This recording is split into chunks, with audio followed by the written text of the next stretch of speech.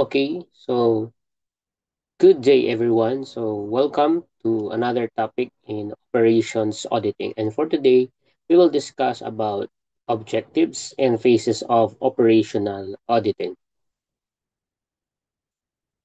So our learning objectives, upon completion of this chapter, you will be able to identify the objectives of operations auditing, understand the different criteria in evaluating the design and effectiveness of operations, enumerate the different phases and general considerations in an internal audit engagement, understand what it means to gather and evaluate sufficient appropriate audit evidence.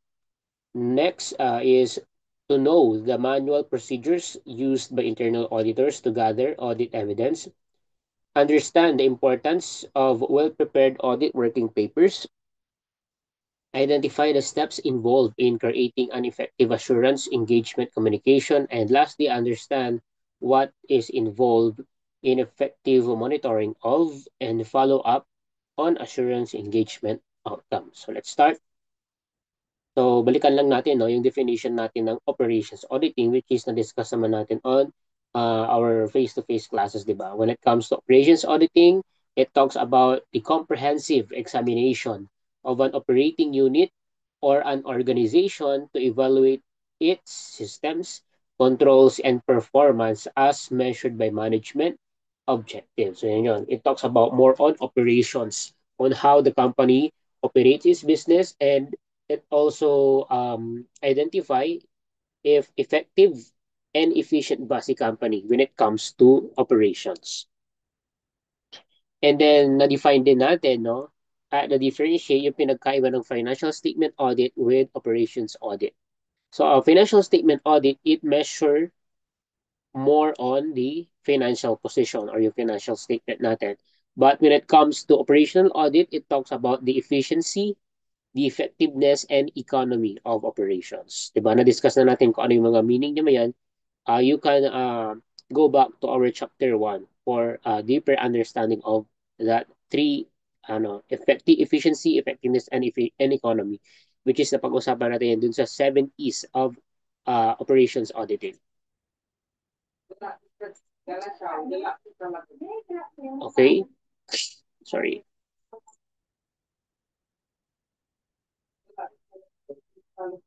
Next is, let's talk about the three primary outcomes of a successful operational audit.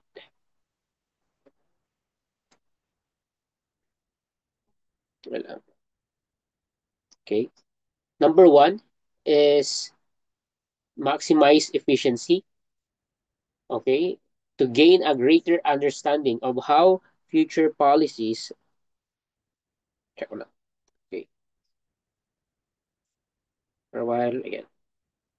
Number one is maximize efficiency to gain a greater understanding of how future policies and procedures can boost effectiveness. So, as company, gusto natin, no, may ma-maximize yung efficiency. Ano ba yung efficiency na tinatawag natin? Ibig sabihin, aside from being effective or maganda yung operations, dapat maganda, mabilis yung process ng operations natin. So, let's have this example, no? So, nakikita dyan sa picture, yan. Example natin dyan is when it comes to pagbabayad ng ano natin, ng tuition fee. Gano'n. Wait lang. Okay. When it comes to paying our tuition fee. So nakikita natin ang setup, ang problem is that manual yung pagsulat ng mga transactions. What if manual yung pagsulat ng mga transactions? And because manual, nagkakaroon ng long queues of students. Mahaba yung pila ng mga estudyante. And then, yung mga, sabi nating resibo, di ba may copies ng resibo, manual filing lang siya, hindi siya nakarecord sa computers. So, ano kaya mangyayari doon? So, yun yung problem natin. So, dahil doon, maapektuhan yung efficiency na tinatawag natin. No? Hindi siya efficient, mabagal yung flow ng transaction. So, ito yung mga audit recommendation natin in order to maximize the efficiency. Una, okay, implement an integrated accounting system that automatically updates student ledgers after payment. Yun, ang gusto natin, di ba? So, automatic, ibig sabihin meron ng computer system, accounting system na kapag nagbayad na si student, automatic, ina-up din na yung student ledger, which is ginagawa din naman natin dito sa Lyceum. Next is generates e-receipts instantly. Ibig sabihin, kahit hindi na mag-print ng resibo, meron ng resibo na merong online copy ng resibo, e-receipt na tinatawag natin. Tracks outstanding balances in real time. So pagkabayad mo pa lang, makikita mo na kung ilan o magkano yung outstanding balance mo as student. Next is provide training to accounting staff to shift from manual to automated processing. Yun ang ating recommendation. Next is use online portals to allow students to view and pay fees remotely, which is already being implemented. Pero yan is sa ating example natin. So in order to maximize efficiency, yan yung mga audit recommendation natin. So yan yung i-recommend mo as auditor after mo ma-audit yung isang company. So ang result natin dyan, so processing time drops from 10 minutes, magiging 2 minutes lang per student. Error rate is reduced significantly.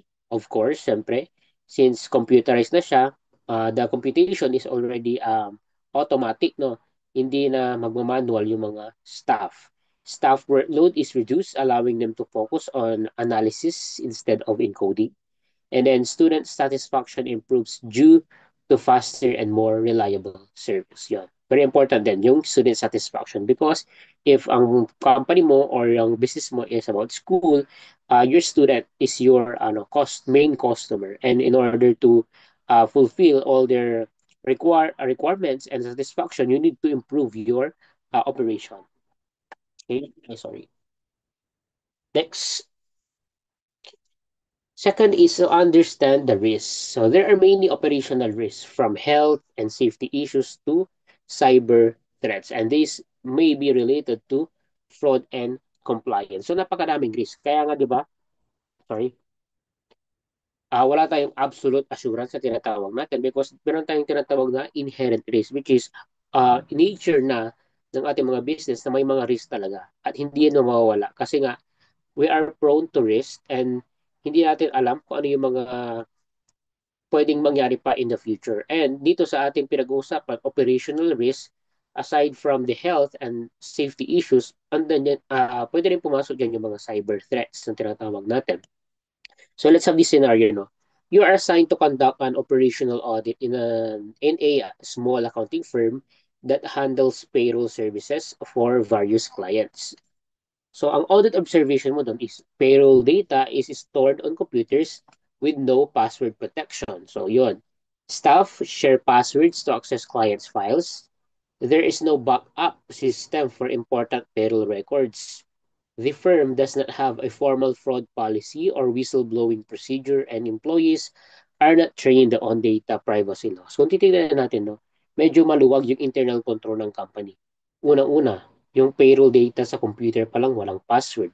Tapos nag-share yung password when it comes to access files. So, ang problema doon, kapag nag-share ka ng password, pwede mong i-enter yung mga system, which is hindi dapat ine-enter ng mga unauthorized person. Kaya nga meron tayong tinatawag na segregation of duties. There is no backup system. Very important yung mga backup system na natin na yan kasi when it comes to mag-crash yung ating data system, meron tayong backup in order to protect yung ating mga data. And then yung mga whistleblower, formal fraud policy, very important din yan. And yung training ng employees is also very important because they are the one, no, they are the one being involved in the operations of the business, particularly on the data privacy law, di ba? Kasi dapat as employees, you should know to protect the data, not only your data, but the data of your customers. So ito yung mga operational reason identify natin. Cyber risk security. So payroll data can be accessed or stolen due to weak security controls. When it comes to fraud risk, lack of proper access controls make it easy to manipulate payroll records. So, pwede mo manipulate yung sahod mo, di ba? Since nagbibigayin kayo ng password when it comes to that payroll records. Next is compliance risk, not complying with data privacy laws, like the Data Privacy Act of 2012, which may lead to legal consequences. So we need to follow yung ating compliance. We need to comply with the existing laws and regulations natin. And then yung business continuity risk, no data backup means loss of files during system failure. And if nangyari yon, di ba, malulost mawawala lahat ng records ng ating mga customers as well as yung files ng company. So mahihirapan tayong i-continue yung business natin when it comes to the loss of that data or particularly the information na kailangan natin. So, after ma-identify yung operational risk, let's have this audit recommendation. So, ito yung trabaho nyo as an auditor. You should identify the risk dun sa ating company and then you recommend to the company kung ano yung mga possible na pwede nilang gawin in order to improve their effectiveness as well as the efficiency. So, una, install secure login systems with unique user access credentials. So, login natin ng password, yung mga security yung mga system natin, no? And then set up regular backups of payroll files to cloud or external servers. So maganda yung magkaroon ng backup. No, hindi lang backup ng may copy ka lang sa drive or another copy of files. Dapat meron ding external servers yung tinatawag natin. So ibig sabihin hindi lang siya basta ikakami po lang sa isang folder. Dapat meron ding tinatawag nating outside the company, no? Parang what if masunog yung buong building? So meron kang external na pagkukuhanan ng data mo. Implement a data privacy and fraud prevention policy. Yan, mahalaga yan. And then to conduct staff training on security and compliance responsibilities para alam din ng mga staff mo yung kanilang mga uh, duties and responsibilities as well as on how to comply and protect the information of your customers. And then the result, okay, it will result to reduce risk of data breaches and fraud, increase client trust due to improved data protection, which is very important because one of the main goal of a company is to gain the trust of its customers. And if kapag walang trust yung customer mo, then it will it will have an effect on your company, on the operations of the company.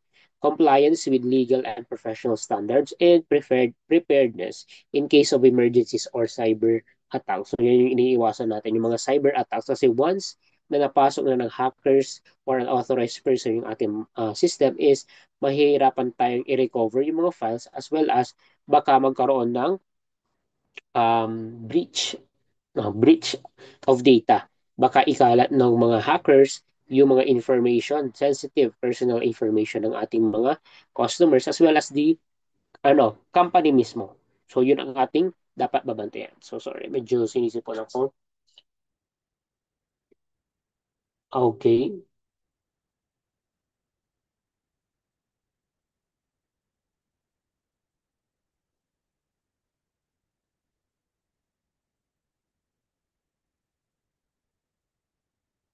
Okay.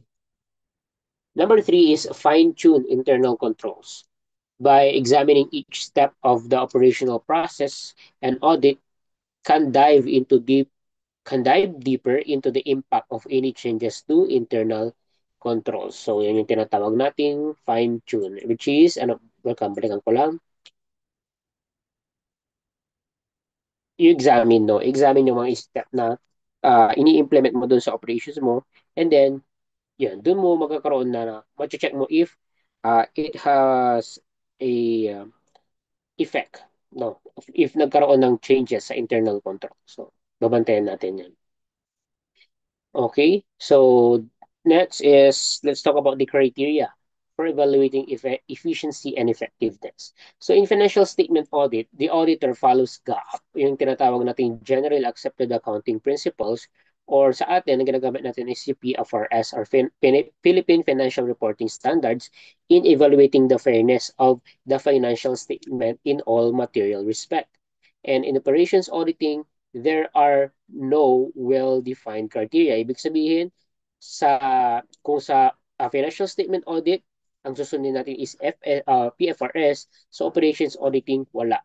Kasi nga, it depends on the specific criteria of the company. Kung ano yung pangangailangan ng company, if mas prefer ba nila ng ganito, ng ganyan, kasi nga, bawat company has unique and special needs when it comes to auditing its operations. Kasi hindi para-parehas ng auditing yung mga companies natin since may mga large companies, small companies, and so depende sa size. ng company kung ano yung kailangan niyang operations uh, audit na kailangan na, or yung criteria na tinatawag natin. Since criteria depends on the aspect of the entity on which is more effective and efficient. So, depende kung ano yung mas effective sa kanya kasi kung ano, magkaiba yung mga companies natin. May mga company na ganito yung policies na effective and may mga companies na iba din. So, that is subjective, no? Subjective yung mga criteria. Next is the specific criteria, ginagawa yan before an operational audit. Ito yung mga samples questions, no? Para if ever uh, tayo as auditor, possible na gawan natin ito yung magiging basis natin ng criteria natin. So kapag nasagot ito, ibig sabihin effective yung criteria natin. So itong example na to is gagamitin to evaluate a plant layout. So ito yung mga tanong. Sample. Were all plant layouts approved by Home Office Engineering at the time of original design? Has Home Office Engineering done re-evaluation study of plant layout in the past 5 years? So, kino-consider nila yung past as well as um, uh, yung being expert of the engineering department. So, i-consider mo din yon. Is each piece of equipment operating at 60% capacity or more or for at least 3 months each year? Does layout facilitate the movement of new materials to the production floor? Does layout facilitate the production of finished goods? Movement of finished goods to distribution. So kung titignan mo, more on operations siya, no? Ibig sabihin, nasa-satisfy niya yung purpose ng mga plant layout na tinatawag natin. When it comes to distribution, production, ano pa, um, existing equipment, yung mga effect nila sa mga iba't ibang equipment. So, mahalaga na masagot yung mga sample question. Sample lang yan. Depende yung gagawa mong sample question sa gusto mong i-check na criteria. So, dito, plant layout criteria ang yung nag-uusapan natin. So, later on, no, may activity tayo. Ito, pwede kayong gumawa or required kayong gumawa ng sample questions particular in particular sa in sorry, gagawa kayo ng question na may based on a certain criteria. Kung ano yung pinapahanap ko dun sa problem. So, yun ang gagawa nyo ng sample question. And kapag nasunog yung sample question na yan, then, ibig sabihin, yun yung i-consider mo in choosing that criteria. Ito yung mga sources of criteria natin. Pwedeng based on historical performance, which is, i-consider natin yung actual result kung kunyari na-experience na natin yung ganitong situation or criteria na gamit na natin before, compare na lang natin, no? Kung ano yung mas better or ano yung mas worse. Kung better, syempre yun ang i-follow natin. And then meron tayong benchmarking na tinatawag or yung standards whether within or outside. Outside to the entity. Ibig sabihin, you compare your company doon sa ibang company na of the same nature of business sa'yo. So, parang magiging basis mo sila kung, for example, successful yung business nila, ano kayo yung criteria? Paano yung um, specific standard na sinusunod nila, no? Kung bakit ganun ka-successful yung business nila. Not necessarily gagayahin mo, but you can adapt, no? Adapt that standard, which is acceptable din naman. Kasi minsan may mga standards na yun yung acceptable ng buong industry. So, yun ang susundin mo. So, consider mo din yun. And then, engineered standards created through scientific analysis such as time and motion studies or work measurement. So, pag sinabi natin engineered standard, na-experience na niya o dumaan na yan sa mga pag-aaral natin. Sa mga study or research so na yung criteria na is effective pala when it comes to that particular business. And then discussion and agreement. So based dun sa experience ng mga parties involved like the management, the employees, suppliers, ganito pala pag ganitong supplies o pag ganitong panahon, mahina yung mga ganitong product. So, pinag-uusapan niya, nagkakaroon ng agreement and discussion yung mga suppliers and then the company. Kung ano yung mga pwedeng i-improve sa kanilang business. Siyempre, nagtutulungan niya mga suppliers as well as the customer stakeholders. So, nag-uusap yung ano yung mga effective na pwedeng i-implement sa mga business nila. So, I think hanggang doon lang muna yung part 1 ng ating discussion. No? So, yung susunod natin dyan is about the phases in operational audit. But before that, let's take a short break, no? And see you on the next part of this video lecture.